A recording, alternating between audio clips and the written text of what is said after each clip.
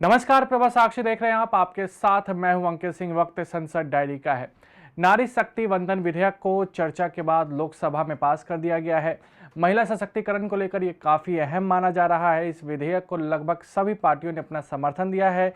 Voting के दौरान प्रधानमंत्री नरेंद्र मोदी लोकसभा में मौजूद रहे। विधेयक के पक्ष में भारी समर्थन दिखाई दिया और कहीं ना कहीं 2/3 से ज्यादा बहुमत इसे प्राप्त हुआ। हालांकि कुछ सांसदों के सवाल भी थे। कुछ पार्टियों की ओर से इसे चुनावी जुमला बताया गया। सवाल किया गया कि इसे कब लागू किया जाएगा। कुछ ने सवाल उठाए कि आखिर इस विधेयक को लागू करने के लिए परिसीमन और जनगणना की क्या आवश्यकता है, या अभी क्यों नहीं लागू हो सकता है। वहीं केंद्रीय गृह मंत्री ने कहा कि जल्द से जल्द परिसीमन और जनगणना के बाद इसे लागू किया जाएगा। उन्होंने साफ तौर पर कहा कि यह हमारे लिए राजनीति का मुद्दा नहीं है।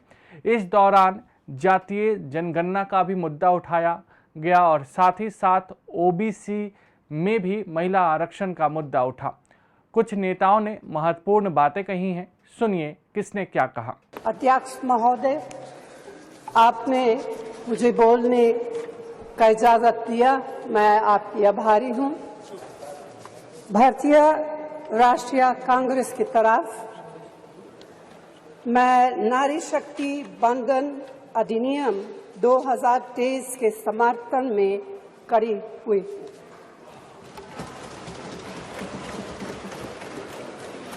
धुएं से भरी हुई रसोई से लेकर रोशनी से जगमगाती हुई स्टेडियम तक भारत की स्त्री का सफर बहुत लंबा है, लेकिन आखिरकार उसने मंजिल को छू लिया है। उसने जन्म दिया, उसने परिवार चलाया, उसने पुरुषों के बीच तेज दौड़ लगाई और असीम धीरज के साथ अक्सर खुद को हारते हुए लेकिन आखिरी बाजी में जीतते। खुद मेरी जिंदगी का यह बहुत मार्मिक क्षण है। पहली दफा स्थानीय निकायों में स्त्री की भागीदारी तय करने वाला संविधान संशोधन मेरे जीवन साथी राजीव गांधी जी ही लाए थे। उन्होंने लाए थे जो राज्यसभा में 7 वोटों से गिर गया था। बाद में प्रधानमंत्री पीवी नरसिम्हा राव जी के नेतृत्व में कांग्रेस सरकार ने ही उसे पारित कराया। आज उसी का नतीजा है कि देश भर के स्थानीय निकायों के जरिए हमारे पास 15 लाख चुनी हुई महिला नेता है। राजीव गांधी जी का सपना अभी तक आधा ही पूरा हुआ है। इस बिल के पारित होने के साथ ही वह पूरा होगा।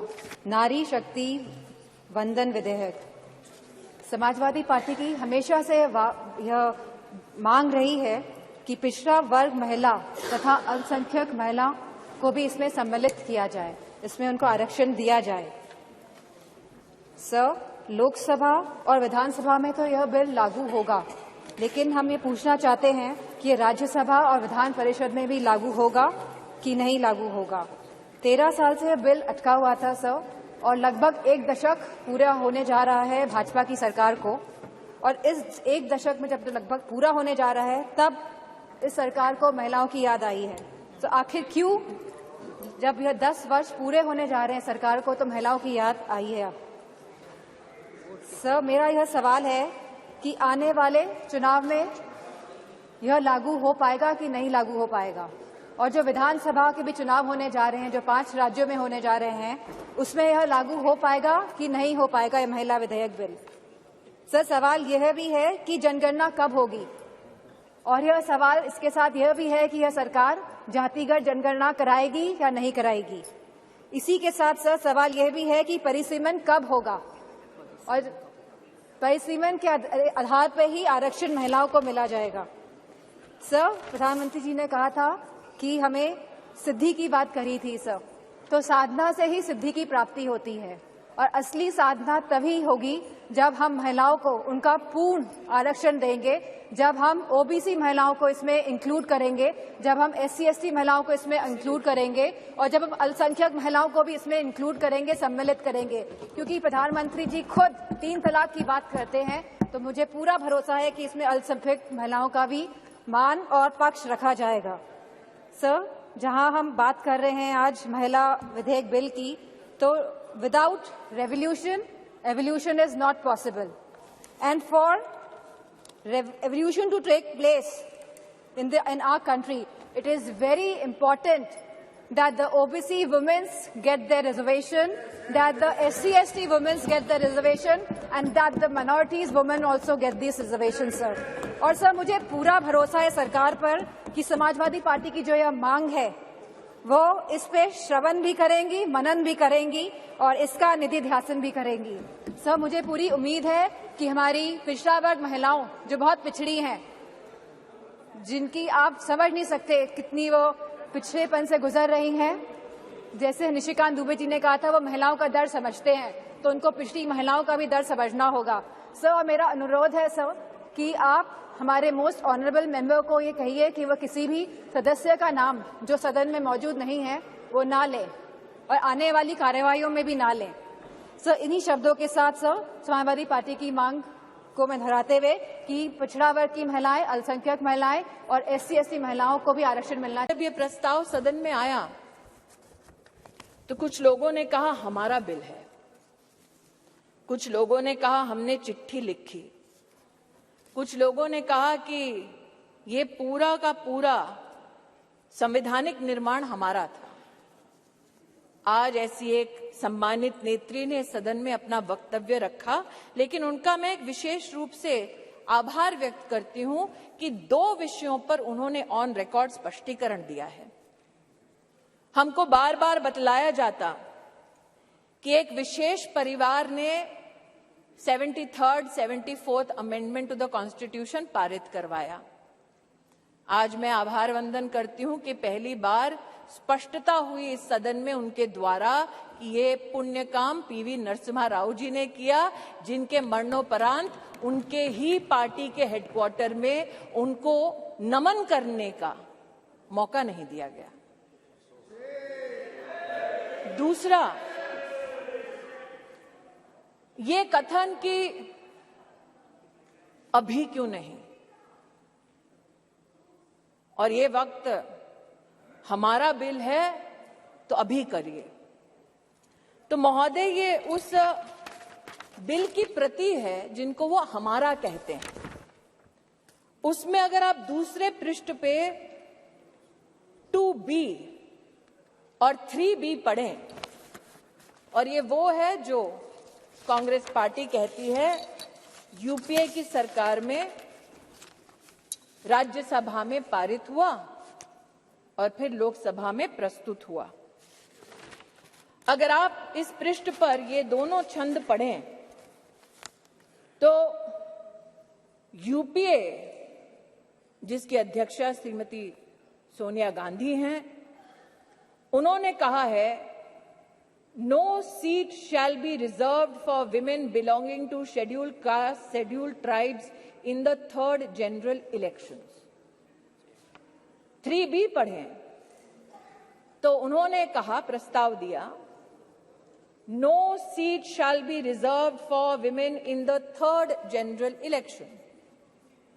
अर्थात आज की सरकार जब यह अधिनियम लागू होगा तब के बाद 15 वर्षों तक महिलाओं को रिजर्वेशन गारंटी करती है, मोदी की गारंटी है। लेकिन अगर कांग्रेस पार्टी का प्रस्ताव आप पढ़ें तो उनका प्रस्ताव ये था 2B और 3B में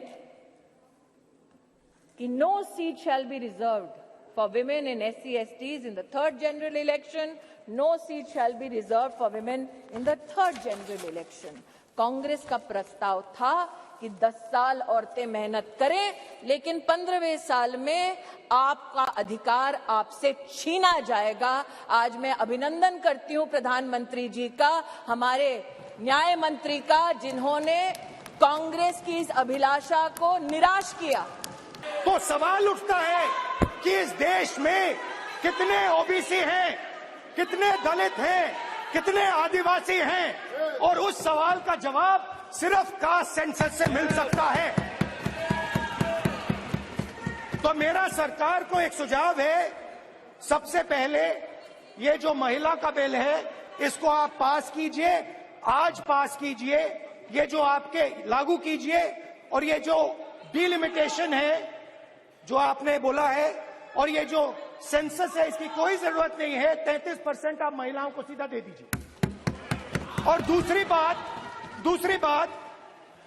इसको बदलिए, इसको आप बदलिए। कैमरा नहीं है सर, कैमरा नहीं है, आपको ही दिखाएंगे सर, पूरा भाषण में आपको ही दिखाएंगे। ये आप बदलिए। ये जो लिस्ट है ये ओबीसी समाज का अपमान है। 90 लोग हिंदुस्तान के सेक्रेटरी हैं, उनमें से 3 लोग ओबीसी समाज के हैं, 5% बजट को कंट्रोल करते हैं। तो जल्दी से जल्दी आप कास्ट सेंसस कीजिए, जल्दी से जल्दी जो हमने कास्ट सेंसस किया था उसका डेटा आप रिलीज कीजिए, और अगर आप नहीं करेंगे तो हम कर डालेंगे। एससी और एसटी वर्ग के लिए जितनी भी सीटें रिजर्व है उसमें भी 1/3 सीटें मातृशक्ति के लिए आरक्षित हो जाएगी। माननीय अध्यक्ष जी, इसके साथ महिलाओं के अधिकार की एक लंबी लड़ाई का अंत हो जाएगा, और जिसकी कल्पना इस G20 की बैठक में सम्माननीय नरेंद्र भाई ने समग्र विश्व के सामने रखी, वुमन लेड डेवलपमेंट, उसके नए युग के श्री गणेश इसी बिल से होने जा रहे हैं।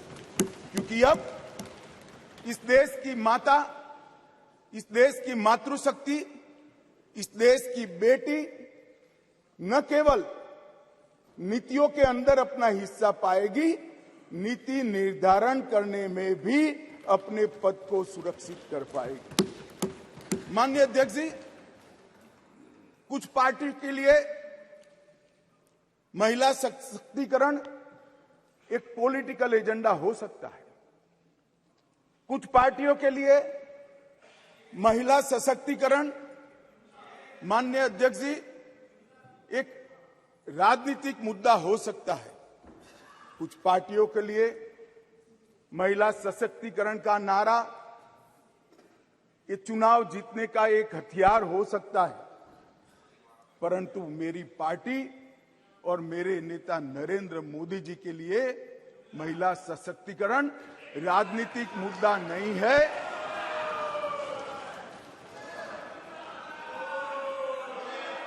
फिर से सुनिए, मेरी पार्टी और मेरे नेता नरेंद्र मोदी जी के लिए महिला सशक्तिकरण राजनीतिक मुद्दा नहीं, मान्यता का सवाल है, मान्यता का सवाल। ये संविधान संशोधन जो मेघवाल जी लाए हैं उसको लेकर आए हैं। मान्यवर, अब डिलिमिटेशन कमीशन को पहले हम समझ लें। डिलिमिटेशन कमीशन हमारे देश की चुनाव प्रक्रिया को निर्धारित करने वाली एक महत्वपूर्ण इकाई का कानूनी प्रावधान है, और वो अपॉइंटमेंट से होती है, मगर वो क्वासा जुडिशियल प्रोसीडिंग्स होती है। इसकी अध्यक्षता सुप्रीम कोर्ट के रिटायर्ड जज करते हैं। इसके अंदर चुनाव आयुक्त के एक प्रतिनिधि भी होते हैं, और भी 2-3 संस्थाओं के प्रतिनिधि होते हैं जो चुनाव की प्रक्रिया के साथ जुड़े हुए होते हैं।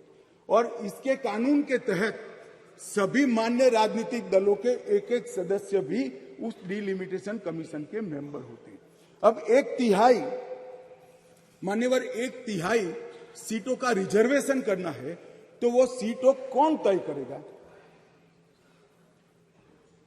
ये जो कह रहे हैं क्यों नहीं कर देते, कौन करे? हम करें, और फिर वायनाड रिजर्व हो गया है तो आप क्या करोगे? हमको कहोगे कि भाई पॉलिटिकल कर दिया।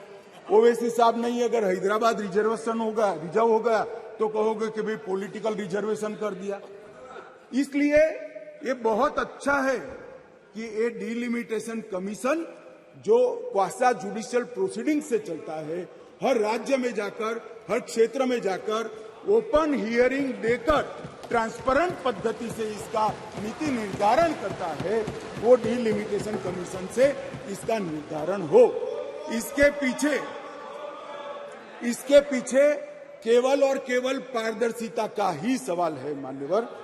कोई पक्षापक्षी नहीं होनी चाहिए। और मान्यवर, मैं इतना ही कहना चाहता हूं कि कुछ लोगों ने आज सोशल मीडिया में भूमिका बनाना शुरू की है। हालांकि बहुत मुझे अच्छा लगा, सबको मैंने सुना है, सबने समर्थन करने का अपने भाषणों के अंदर वादा किया है, परंतु सोशल मीडिया में कुछ लोग भूमिका बना रहे हैं कि भाई इस विधेयक को इसलिए समर्थन न करो कि इसमें डिलिमिटेशन कमीशन का है और अभी के चुनाव में नहीं होगा। कुछ लोग कह रहे हैं इसमें ओबीसी आरक्षण नहीं है, मुस्लिम आरक्षण नहीं, इसलिए समर्थन न करो। मैं अलग कहता हूं, अब समर्थन नहीं करोगे तो क्या जल्दी आरक्षण आ जाएगा? तो भी 29 के बाद आएगा। समर्थन कर दो, गारंटी हो गई, फिर जो सरकार आएगी उसमें जो बदलाव करेगी वो भी होगा। एक बार श्री गणेश तो करो, गणेश चतुर्थी के दिन ये संविधान संशोधन विधेयक आया, एक बार शुरुआत करनी चाहिए। रानी दुर्गावती, रानी चेन्नम्मा, रानी अहिल्याबाई, रानी लक्ष्मीबाई जैसी नारी शक्तियों ने समय आने पर अपने राज्य का नेतृत्व भी किया और अपने राज्य के शत्रुओं से अपने राज्य की जनता की न सिर्फ रक्षा की बल्कि विकास के भी नए कीर्तिमान गढ़े उन्होंने। ऐसी हमारी नारी शक्ति रही है। सावित्रीबाई फूले का नाम भी याद आया, रमाबाई, रानी गैडेनल्यू, भगिनी निवेदिता, रानी एनी बेसेंट, उषा मेहता, सरोजनी नायडू, अरुणा आसफ अली जैसी असंख्य नारी शक्ति ने आजादी के महासंग्राम में आगे बढ़कर नेतृत्व किया, अंग्रेजों से लोहा लिया, साथ ही नारी सशक्तिकरण और समाज सुधार के लिए प्राणपण से कार्य किया। मैं जिस राज्य से आता हूं, राजस्थान से, एक पर्यावरण की रक्षा के लिए अमृता देवी बिश्नोई 363 महिला और पुरुष शहीद हो गए लेकिन पेड़ नहीं कटने दिया। ऐसी महिलाओं का भी हम वंदन आज करने का अवसर है। मैं इस सर्वोच्च सदन में सुषमा स्वराज जी को भी याद करता हूं। उन्होंने कहा था कि महिलाओं को आरक्षण दिए बिना, उनके प्रतिनिधित्व के बिना ये विकास की यात्रा अधूरी है। आज हम उनके स्वप्न को साकार कर रहे हैं। ऐसा माना जाता है कि महिला मां के रूप में होती है, उसे जननी कहा गया है, और करुणा, ममता, दया, त्याग, समर्पण, प्रेम आदि महिला के स्वाभाविक गुण होते हैं। और जब महिलाएं आगे बढ़कर के नेतृत्व करेगी, अर्थात मातृत्व के साथ साथ नेतृत्व भी करेगी, तो इन गुणों के कारण निर्णयों में जो हम डिसीजन लेंगे उसमें संवेदनशीलता आएगी, सहजता आएगी, समाज और राष्ट्र की भलाई के तत्व स्वाभाविक रूप से परिलक्षित होंगे हमारे कानूनों में। राज्यसभा की कार्यवाही। राज्यसभा में बुधवार को सदन के नेता पीयूष गोयल ने कहा कि चंद्रयान 3 के सफल सॉफ्ट लैंडिंग ने दुनिया को यह संदेश दिया है कि भारत बड़ी से बड़ी चुनौतियों का मुकाबला कर सकता है। उच्च सदन में भारत की गौरवशाली अंतरिक्ष यात्रा चंद्रयान 3 की सफल सॉफ्ट लैंडिंग विषय पर अल्पकालिक चर्चा की शुरुआत करते हुए सदन के नेता गोयल ने भारत की अंतरिक्ष यात्रा में शामिल वैज्ञानिक समुदाय और भारतीय अंतरिक्ष अनुसंधान संगठन को बधाई दी और उसकी भावी योजनाओं के लिए शुभकामनाएं भी दी। कांग्रेस नेता जयराम रमेश ने राज्यसभा में भाजपा नेता केंद्र सरकार पर हमला बोलते हुए कहा कि अंतरिक्ष क्षेत्र में देश की अब तक की उपलब्धि किसी एक सरकार के कार्यकाल में नहीं हासिल हुई, बल्कि यह 60 साल लंबी यात्रा का परिणाम है। अंतरिक्ष क्षेत्र की उपलब्धियों पर नरेंद्र मोदी सरकार द्वारा श्रेय लिए जाने के विपक्ष के आरोपों को सिरे से खारिज करते हुए केंद्रीय मंत्री जितेंद्र सिंह ने राज्यसभा में दावा किया कि इस क्षेत्र को आम आदमी एवं उद्योगों के लिए बंद करके रखा गया था, जिससे इसकी प्रगति इतने वर्षों तक बाधित रही। उन्होंने बताया कि देश में अभी अंतरिक्ष विज्ञान क्षेत्र में 150 स्टार्टअप काम कर रहे हैं। राज्यसभा में बुधवार को वाईएसआर कांग्रेस पार्टी के सदस्य ने कांग्रेस पर तीखा हमला बोला और आरोप लगाया कि उसने अपने शासनकाल में वैज्ञानिक समुदाय के साथ अन्याय किया।